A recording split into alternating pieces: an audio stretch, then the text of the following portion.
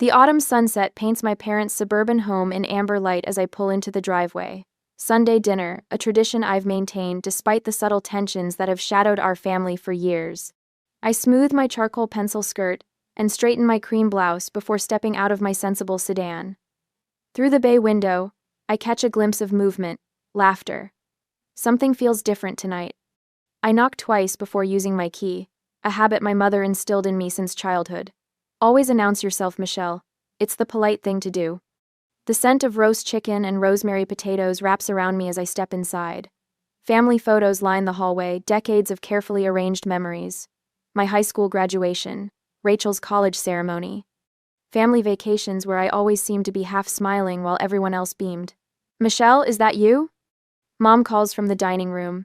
It's me, I answer, hanging my coat on the wooden rack by the door. I follow her voice and freeze at the threshold. Rachel stands by the china cabinet wearing a burgundy cocktail dress that probably cost more than my monthly rent. Her hair is freshly highlighted, cascading in perfect waves around her shoulders. Dad pours champagne into crystal flutes, the ones reserved for Christmas and milestone birthdays. Michelle! Mom rushes over, pulling me into a hug that smells of Chanel No. 5 in anticipation. She's wearing her good pearl earrings. You're just in time. Dad finishes pouring the fourth glass and raises his own. Perfect timing indeed. We were just about to toast. Toast? I accept the champagne, noting how Rachel can barely contain her excitement, practically vibrating as she clutches her glass. What's the occasion? Mom and Dad exchange pleased glances. To Rachel's future, Dad announces, lifting his glass higher. We clink glasses. The champagne is expensive, dry with hints of apple. I sip slowly, watching Rachel over the rim of my glass. I found it, Rachel blurts out, unable to contain herself any longer. My dream house in Oakwood Heights. That luxury townhouse development they've been building? The one with the rooftop gardens and the community pool? That's wonderful, I say, forcing enthusiasm into my voice. Oakwood Heights, where the starting price for those townhouses begins at $450,000. We put in the offer yesterday, Rachel continues, and they accepted this morning. Can you believe it? I'm going to be a homeowner. Dad wraps his arm around Rachel's shoulders. And we couldn't be prouder. We're helping with the down payment, Mom adds, patting Rachel's hand. From the Family Trust Fund. The Family Trust Fund. The room tilts slightly as the words register. My fingers tighten around the delicate stem of the champagne flute. The Family Trust Fund. I repeat, my voice hollow. You mean the account I've been contributing to for the past 10 years? A brief flicker of discomfort crosses Dad's face before his expression hardens. It's for family milestones, Michelle. That's always been the purpose. But 10 years ago, I was 22, fresh out of college with my first real job as an administrative assistant at Wilson and Brooks law firm. Mom and Dad had invited me to dinner, just the three of us. Dad spread papers across this very table. It's time you started thinking about your future, Michelle, he'd said. A security fund for your wedding someday, your first home. Add what you can each month, Mom had encouraged. We'll manage it, contribute too. When the time comes, you'll have a solid foundation. For a decade, I'd transferred $500 monthly from my modest salary. I'd skipped vacations, lived in a tiny apartment with temperamental plumbing, bought secondhand furniture, all while watching that account grow to nearly $60,000. My money, my sacrifice. Let me show you the pictures. Rachel pulls out her phone, swiping through images of granite countertops and cathedral ceilings. This is the main living area, and this is the master bedroom with the walk-in closet. I nod mechanically, my throat tight. It's beautiful. Michelle's always been the responsible one, Dad remarks to no one in particular. She'll understand. This is what family does. Mom gives my arm a dismissive pat. You don't even have a serious boyfriend yet, dear. Rachel's at a different stage of life. Rachel, who spent 3 years finding herself after college, while I worked 60-hour weeks. Rachel, whose car was a graduation gift while I took the bus for years to save money. Rachel, whose European vacation last summer was an educational investment according to our parents. Excuse me, I murmur, setting down my barely touched champagne. Bathroom. I lock the door behind me, hands trembling as I pull out my phone and open the banking app. The joint account my parents and I established appears on the screen. I tap it, heart pounding. Previous balance: $59,872.43. Current balance: $0. Last transaction: transfer to external account. Yesterday. My vision blurs. The bathroom spins. A decade of sacrifice emptied in a single transaction, without so much as a conversation. For my sister's dream house. I grip the edge of the sink, knuckles white against the porcelain. Through the door, I hear Rachel's excited chatter about paint colors and furniture delivery. Mom's delighted responses. Dad's proud rumble. In the mirror, I hardly recognize the woman staring back at me, the responsible one, the reliable one, the one who will understand, but I don't understand. And for the first time in my life, I'm not sure I want to. This isn't about money anymore. This is about value, worth, respect. I straighten my shoulders, taking one deep breath, then another. They've made their choice. Now it's time for me to make mine. The bathroom door swings open harder than I intended, the hinges protesting as it bangs against the wall. My parents and Rachel turn in unison, champagne glasses still raised in celebration. That was my money. My voice comes out steadier than I expect, the words hanging in the sudden silence. Mom laughs lightly, the sound brittle against the tension I've created. It's a family fund, dear. We've always made decisions as a family. Family decisions? The word tastes bitter. Did anyone consult me before emptying an account I've put $60,000 into? Rachel rolls her eyes dramatically. Don't be so dramatic, Michelle. It's not like you were using it. Dad sets his champagne down with deliberate precision. Let's all calm down, Michelle. Your sister needs this house. It's about the greater good of the family. The greater good? I repeat, my hands clenching into fists at my sides. Show me the account statements. Now isn't the time, Dad begins. Show me the statements. Each word drops like a stone. For the past 10 years. Dad and Mom exchange glances, a silent conversation passing between them. Finally, Dad sighs and pushes back from the table. If that's what it takes to end this nonsense, he mutters, heading toward his office. While he's gone, Mom attempts damage control. Michelle, I know you're disappointed, but Rachel has found her perfect home. Can't you be happy for your sister? Rachel nods eagerly. You can come over anytime. There's a spare bedroom you could stay in when you visit. The casual generosity of offering me access to a room purchased with my own money makes my stomach twist. Dad returns with a leather portfolio, hesitating before placing it on the table. I reach for it before he can change his mind, flipping it open to reveal neatly organized monthly statements. My fingers trace the columns of numbers, each deposit marked with my name. 10 years of sacrifice laid bare. I flip through month after month, searching for any contribution besides my own. There's nothing here from either of you, I say, looking up. Not $1. Dad shifts uncomfortably. We provided the investment strategy. The guidance. Guidance, I repeat, continuing to turn pages. A notation from 3 years ago catches my eye. What's this withdrawal? $20,000 in August 2022? Rachel suddenly becomes intensely interested in her champagne. Rachel needed help with graduate school, Mom says smoothly. Just a small loan. I flip more pages, finding other withdrawals. And this $12,000? And these 8 smaller withdrawals? Dad clears his throat. The down payment for Rachel's car, and some help when she was between jobs. Her European vacation to find herself? I ask, already knowing the answer.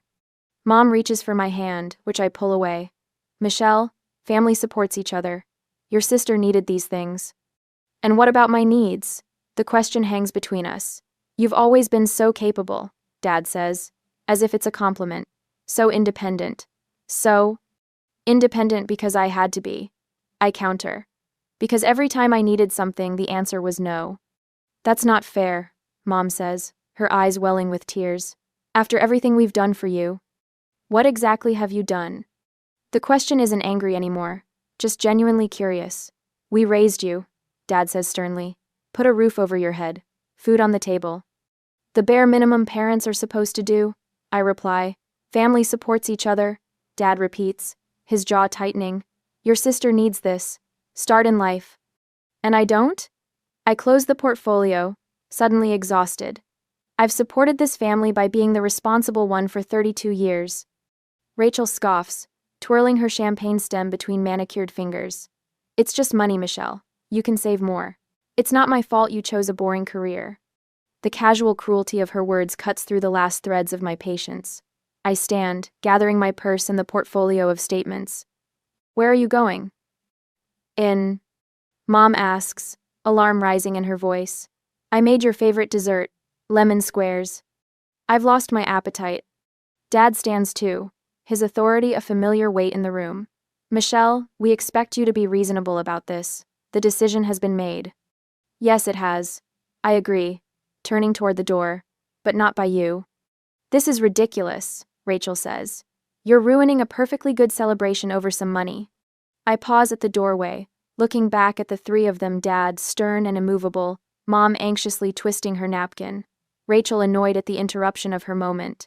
This isn't about money, I tell them quietly. It's about trust. The door closes behind me with a soft click that sounds like the period at the end of a very long sentence. In my car, the portfolio sits heavy on the passenger seat, a decade of broken promises bound in leather. Street lamps flicker on as I drive away from my parents' house, illuminating a path I've never taken before. The responsible daughter has always returned, always forgiven, always understood. Not tonight. Tonight, I'm choosing a different road. That night at my apartment, the bank statements scatter across my coffee table like fallen leaves, numbers and dates that chronicle a decade of my sacrifices. My phone buzzes for the 7th time in an hour. I don't need to look to know it's them, Mom, Dad, or Rachel, each with their own flavor of manipulation. I let it vibrate against the wood until it falls silent. Then I open my laptop and check Rachel's Instagram. There at Island, a photo of her standing in front of the Oakwood Heights sales office, keys dangling from her manicured fingers. The caption reads, "Dreams come true when you have a generous family. Number blessed, number new homeowner, number family first." 27 likes already, 3 comments congratulating her on her hard work. My fingers hover over the keyboard. What would happen if I typed the truth? Congratulations on spending my $60,000.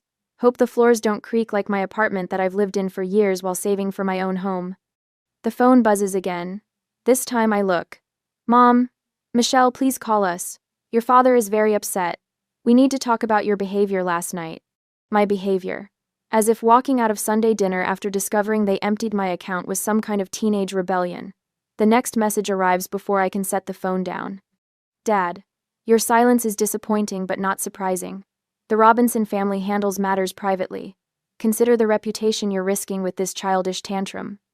The family reputation. Always the family reputation. The third message is from Rachel. You could at least be happy for me. It's not like you were using that money anyway. I toss the phone onto the couch and press my palms against my eyes until I see stars. The voicemail notification chimes. Michelle, it's Mom.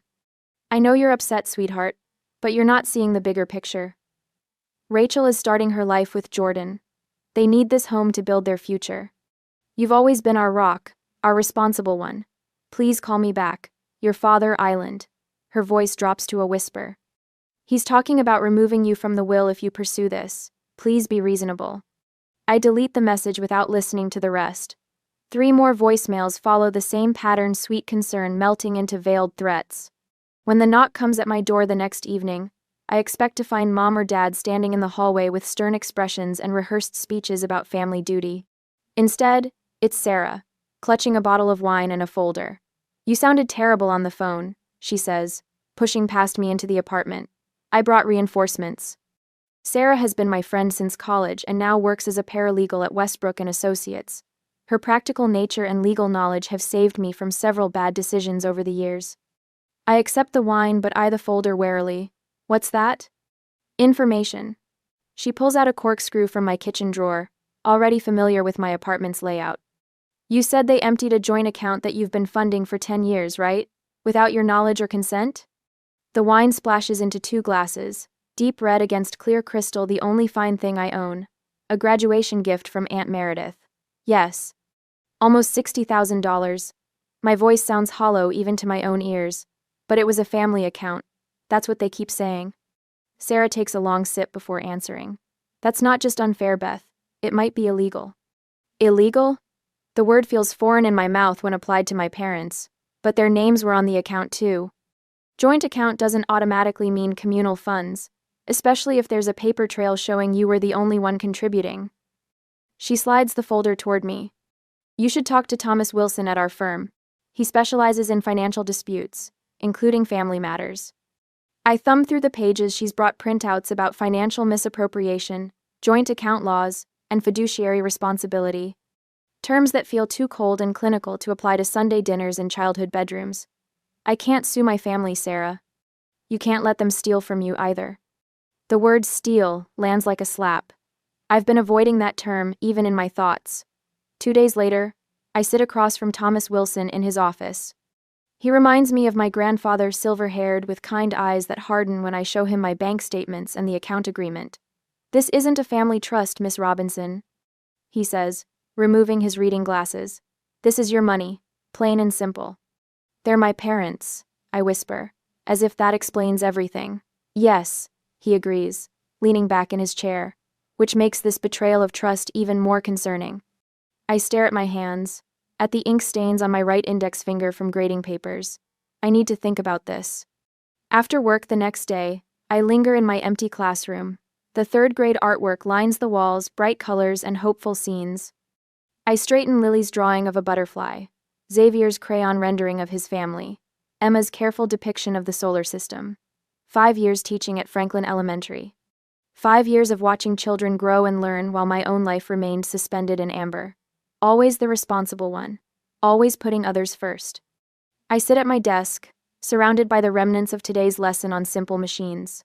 How many better job offers have I turned down to stay in this district, close to my parents' home? The teaching position in Colorado with the outdoor education program, the curriculum development role in Chicago, and not just career opportunities. The trip to Europe I canceled when Mom needed help after her gallbladder surgery that didn't stop her from attending Rachel's graduation ceremony 2 weeks later. The relationship with Daniel that ended because Dad thought his contractor business wasn't ambitious enough for a Robinson daughter. Year after year of small sacrifices that built an invisible cage around my life. A drawing on my desk catches my eye, Jamie's work from our lesson on integrity last month. A stick figure stands tall while others huddle in the background. Miss Robinson taught me to stand up for myself, the careful lettering reads. My phone rings, startling me. Unknown number. Michelle? It's Aunt Meredith. My father's sister, the family outlier who moved to Arizona after a falling out years ago. Aunt Meredith? How did you? Sarah called me. We've kept in touch over the years. Of course they have. The two strong-willed women always got along. I heard what Robert and Patricia did. She continues, her voice carrying the desert's dry warmth even through the phone. With your savings. It's complicated. I start, the default defense mechanism engaging automatically. No, it's not. She cuts in. They did the same thing to me with Grandma's jewelry. The pieces she specifically left to me in her will. Your father convinced me they needed to stay in the main family line. I let it go because I thought that's what family did. My breath catches. I didn't know. Of course you didn't. They've built a wall of silence around their behavior for decades. Your grandfather did it to your father. Your father learned it, and perfected it. And now they're doing it to you. Her voice softens. Don't let them do this to you, Michelle. This pattern has existed for generations in this family. I look up at Jamie's drawing again, the small figure standing tall. This stops with me, I say, surprising myself with the firmness in my voice. Good girl. I can hear the smile in Aunt Meredith's voice. Now, here's what you're going to do. I listen as she outlines the steps I need to take. Practical, legal, emotional. By the time we hang up, the sun has set outside my classroom window, but for the first time since Sunday dinner, I feel a glimmer of light inside me. This stops with me. The next day, the law office of Thomas Wilson reminds me of my grandfather's study, all dark wood panels and leather-bound books. Afternoon light filters through Venetian blinds, casting golden stripes across the polished conference table where my bank statements lie in neat chronological order. 10 years, Thomas says, adjusting his silver-rimmed glasses. Every month, without fail. I nod, watching his weathered hands move methodically through the documents. Thomas Wilson has been practicing law since before I was born. His reputation for fairness preceded him, the reason I chose him over the younger associates at my own firm. And not a single contribution from your parents? He continues, voice steady but tinged with indignation, despite their verbal assurances. They managed the account, I say, the words hollow even to my own ears. Thomas looks up, blue eyes sharp with 40 years of legal experience. They managed to empty it, Miss Robinson, without your knowledge or consent. My stomach tightens. Hearing it stated so plainly makes the betrayal even more stark. The law is clear here, Thomas says, resting his hands on the scattered papers. This is financial misappropriation. Your options include a civil suit or formal fraud charges. The word fraud lands like a stone in still water. Criminal charges against my own parents. Against Rachel. I don't want to destroy my family, I say, straightening my shoulders. I just want what's right. Thomas nods, understanding tempering his professional detachment. Then we begin with certified letters, one to the bank, formally disputing the transaction. Another to your parents, outlining the legal standing of your claim. He slides 2 envelopes across the table. I sign each letter, my signature more confident than I feel. Fair warning, Thomas says as his assistant takes the envelopes. People rarely respond well when called to account. 4 days later, I discovered just how right he Island Aunt Meredith's dining room smells of pot roast and tension. What began as a casual family dinner has revealed itself as an ambush. Uncle Frank sits at the head of the table, his typical jovial demeanor replaced by stern disappointment. You're breaking your mother's heart, he says, pointing his fork at me. She hasn't slept since those legal papers arrived. I take a measured sip of water. I'm sorry to hear that. Cousin William leans forward, his college quarterback confidence undiminished by middle age. Rachel has always had big dreams, Michelle. You're just a teacher. The word just hangs in the air, loaded with generations of familial expectations. I've spent my life helping children achieve their dreams. I reply, folding my napkin neatly, including paying for 3 of my students' college application fees last year out of my own pocket. Aunt Meredith's eyes widen slightly. She didn't know about that. Your sister needs that money for her future, Uncle Frank insists. Her house, her wedding, she has plans. So did I say simply. The table falls silent. For perhaps the first time, they're actually hearing me. My phone buzzes in my purse. I excuse myself to the kitchen, grateful for the momentary escape. It's a notification from Instagram. Rachel has tagged me in a post. The photo shows Rachel and her boyfriend standing before a sold sign, his arm around her waist, her left hand prominently displaying a diamond ring. The caption reads, "She said yes, celebrating our engagement and our new home. Blessed. New chapter." End quote. Comments flood the post. Congratulations pouring in for the golden child. Friends and family alike celebrating Rachel's charmed life. My fingers hover over the screen.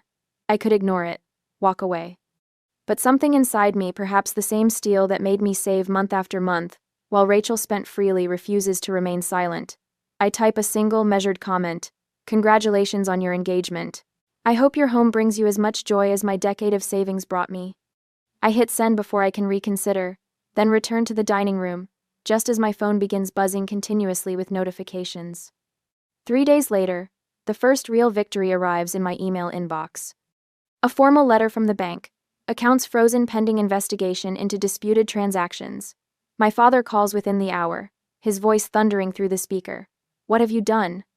Exactly what you taught me, I answer, surprising myself with my calm. Protecting what's mine. He launches into a lecture about family loyalty and ungrateful children, his voice rising with each sentence. I let him finish. Is that all? I ask when he finally pauses for breath. He hangs up without another word. The next afternoon, I'm arranging my 3rd grader's science projects when a shadow falls across my classroom door. My mother stands there, perfectly coiffed as always, looking oddly out of place among the colorful alphabet charts and student artwork. We need to talk, she says, closing the door behind her. We're family. Can't we handle this privately? I continue straightening the display, aligning Mason's volcano with Sophia's solar system model. We could have, I say, finally turning to face her. 10 years ago, or last month, or even at dinner, but not anymore. She steps closer, voice dropping to a whisper, though no one else is around. Do you know what this is doing to your father? To Rachel's wedding plans? I think of decade-old promises. Of bus rides in the rain while Rachel drove her graduation gift car. Of my tiny apartment with its temperamental plumbing. Yes, I say, meeting her gaze directly. I know exactly what this is doing. The same thing you've been doing to me for years. For the first time in my life, my mother looks at me, really looks at me, and I wonder if she's finally seeing the woman I've become rather than the compliant daughter she expected me to remain. A week later, the walnut conference table gleams under recessed lighting as I take my seat beside Thomas Wilson. His silver hair catches the light, and the reassuring weight of his legal experience settles around me like armor. Across from us sit my parents and Rachel, a perfect tableau of familial disappointment. Dad's jaw works back and forth.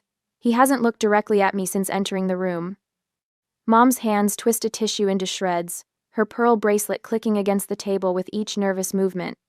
Rachel stares at her phone, scrolling through pictures of granite countertops and walk-in closets she now realizes might slip through her fingers. Let's begin, Thomas says, his voice carrying the quiet authority of 40 years in law.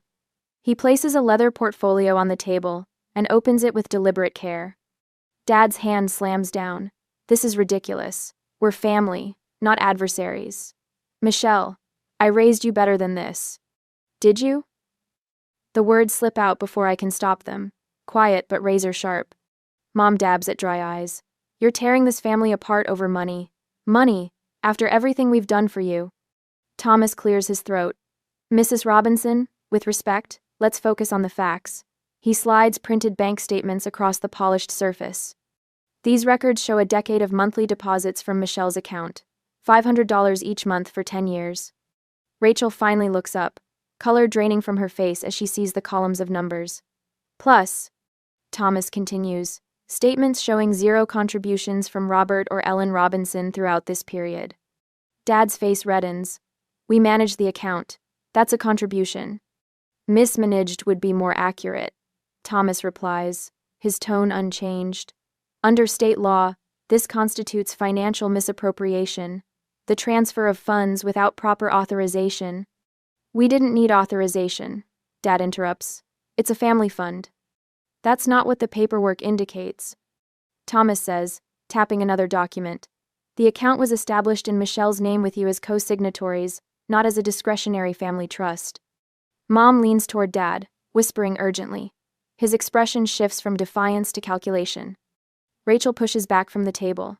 You promised me that house. I've already told everyone. I've already picked out furniture. Rachel, Mom says, her tone sharp for the first time. No. Rachel's voice rises. This is humiliating. What am I supposed to tell Jason? That we can't afford the house because my sister is being selfish? Selfish? The word hangs in the air between us. I lived in an apartment with broken heating for 3 winters to save that money. Dad and Mom exchange glances. Some silent communication passes between them, the language of a 35-year marriage that's always excluded me. Dad straightens his tie and leans forward. Let's be reasonable. Michelle, we're willing to compromise. We'll split the money 3 ways fair for everyone.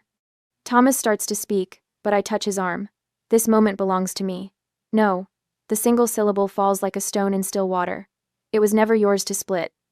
Dad's face hardens. Is this how you repay us for everything? Your mother and I gave you every advantage. Did you? I place my palms flat on the table. You gave Rachel a car for graduation. I took the bus for 2 years. You paid for Rachel's master's degree. I worked full-time while studying. You funded her finding herself trip to Europe. I haven't had a vacation in 6 years. Mom flinches. And when I trusted you, when I believed you were helping secure my future, you emptied my account without a word. Thomas slides a document forward.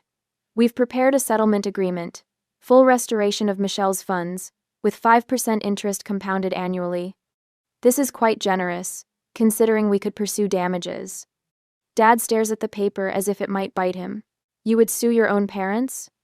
I would protect what's mine, I answer, just like you taught me. The room falls silent except for the soft whir of the air conditioning. Rachel's phone pings with a notification, but she doesn't check it. Mom whispers something to Dad. He nods curtly, then reaches for the pen Thomas offers. His hand trembles slightly as he signs his name, the black ink a stark contrast against the white page. Mom signs next, her signature flowing and elegant, never once raising her eyes to meet mine. Rachel stands abruptly, chair scraping against hardwood. This is so typical. Perfect Michelle gets her way again. I've already told everyone about the house. That's not my problem, I say, surprised by the steadiness in my voice. Family helps family, Mom says weakly. That's what we've always believed. This was never about the money. I take the signed agreement Thomas passes to me. It was about respect. Rachel storms out, the door closing with a heavy thud behind her. Mom follows after giving me one last disappointed look. Dad lingers, his authority diminished in the wake of legal consequences. I hope you're satisfied, he says finally. I study his face, the features I've always searched for in my own reflection. I'm not satisfied, Dad. I'm just finally standing up for myself. He leaves without another word. Thomas gathers his documents, tucking them neatly into his briefcase. The bank will process the transfer by tomorrow afternoon. Would you like me to have them prepare a cashier's check? Yes, I say, feeling lighter than I have in years. Thank you. The next day, I hold the check in my hands. $62,865.17. 10 years of my life quantified in dollars and cents. I drive to Westside Elementary where I've taught third grade for 6 years. In the administrative office, I write a check for $5,000 to the school's scholarship fund. Principal Alvarez asks what prompted such generosity. An inheritance, I say. From myself. That afternoon, a realtor named Janet shows me through a small cottage on Maple Street. It's nothing like Rachel's luxury townhouse, just 2 bedrooms with worn hardwood floors and a kitchen that needs updating. But the backyard has an ancient oak tree, and sunshine streams through windows that face east. It's quiet, Janet says apologetically. Some people prefer more activity. I walk through empty rooms, my footsteps echoing against bare walls. In each space, I see possibilities unfolding: bookshelves filled with novels, a comfortable sofa for Sunday mornings, a dining table where friends will gather. For the first time, I imagine a future entirely of my own design. That evening, I call Aunt Meredith. When she answers, I can hear her television in the background, her favorite game show. I found my home, I tell her. Your home or a house? She asks, always precise with language. I smile into the phone. Both. The morning sun warms my back as I kneel in the freshly tilled soil, planting purple coneflowers along the stone path. 1 year has transformed this overgrown yard into something alive with possibility. Aunt Meredith works beside me, her gardening gloves caked with earth, her silver hair caught in the spring breeze. Your grandmother would approve, she says, patting the soil around a sturdy seedling. She always said gardens are where we plant our hopes. I smile, remembering the woman who taught me patience long before I understood its value. I think I finally understand what she meant. My cottage stands behind us, no longer the neglected foreclosure I purchased with my reclaimed savings. The pale yellow paint brightens the weathered siding, and window boxes burst with geraniums. It's modest, nothing like Rachel's luxury townhouse, but entirely mine. Inside, photographs line the mantel above the small fireplace. My 5th grade class performing their science play. Sarah and me hiking in the Blue Ridge Mountains. Aunt Meredith and I at the closing, holding up my house keys. No recent family portraits grace these walls, an absence that occasionally aches but no longer defines me. Hand me that watering can, would you? Aunt Meredith asks, interrupting my thoughts. As I pass it to her, movement at the garden gate catches my eye. My mother stands there, uncertainty written across her face. She clutches her purse with both hands, looking smaller somehow, diminished without my father beside her. Michelle, she says, using my childhood nickname for the first time since our confrontation. Your flowers are beautiful. Aunt Meredith glances between us, then tactfully murmurs something about checking on her strawberry tarts in the oven. She squeezes my shoulder as she passes, a silent reassurance. Thank you, I reply, rising slowly, brushing soil from my jeans. Would you like to come in? Mother hesitates at the threshold, as if crossing into my space requires permission she's unsure she deserves. I didn't bring anything. I should have brought something. It's all right. She takes 3 careful steps into the garden, then stops. I've been thinking about what happened. What we did. Her voice wavers. I didn't see what we were doing to you. Not really. I told myself we were just being practical. The admission hangs between us, inadequate, yet monumental. A year ago, I would have demanded more, a complete accounting of every inequity. Now, I recognize the courage this small acknowledgement requires. I'm glad you see it now, I say simply. She nods, blinking rapidly. Your father still doesn't understand. He says you abandoned the family. I didn't abandon anyone. I just stopped abandoning myself. A robin lands on the bird bath, splashing briefly before taking flight again. We both watch it go. Would you like some tea? I offer. It's not forgiveness, not yet, but it's an opening, a small crack in the wall between us. Later that evening, my small dining table holds a gathering unlike any my family ever hosted. Aunt Meredith passes a platter of roasted vegetables to Sarah, while Thomas Wilson, my silver-haired attorney, tells a story that has everyone laughing. My colleague Jack raises his glass in a spontaneous toast. To building our own definitions of family, he announces. As twilight deepens, I settle onto my porch swing with my journal. The evening breeze carries the scent of lilacs, as I write the simple truth that took 32 years to discover. The most valuable thing I've gained isn't this house. It's the knowledge that I matter too. I look up as the last light fades, watching fireflies begin their evening dance above my garden. For the first time in my life, I am perfectly at peace in my own space.